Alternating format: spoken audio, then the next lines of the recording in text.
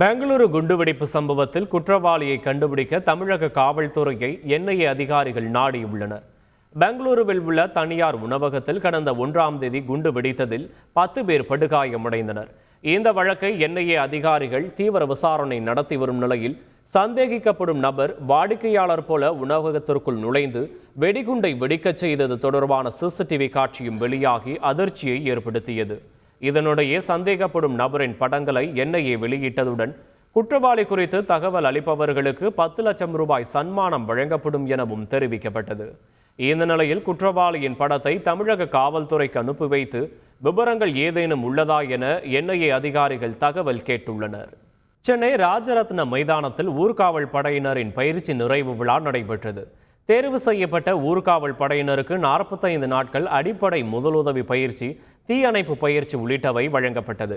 இதில் 418 பேர் பயிற்சியை நிறைவு செய்தனர். இதையொட்டி நிறைவு விழா அணிவகுப்பு நடைபெற்றது. இந்நிகழ்ச்சியில் சென்னை மாநகர காவல் ஆணையர் சந்தீப் ராயரத்தூர் கலந்து கொண்டு சான்றிதழ்களை வழங்கினார். கோவை தெற்கு சட்டமன்ற தொகுதிக்கு உட்பட்ட பல்வேறு பகுதிகளில் வாட்டோ ஏடிஎம் எந்திரத்தை தொகுதியின் சட்டமன்ற உறுப்பினரும் பாஜக தேசிய மகளிரணி தலைவருமான வானதி சீனிவாசன் தொடங்கி வைத்தார். புளியங்குளம் பெரியார் நகரில் நடைபெற்ற நிகழ்ச்சியில் கலந்து கொண்ட வானதி சீனிவாசன் செய்தியாளர்களுக்கு பேட்டியளித்தார்.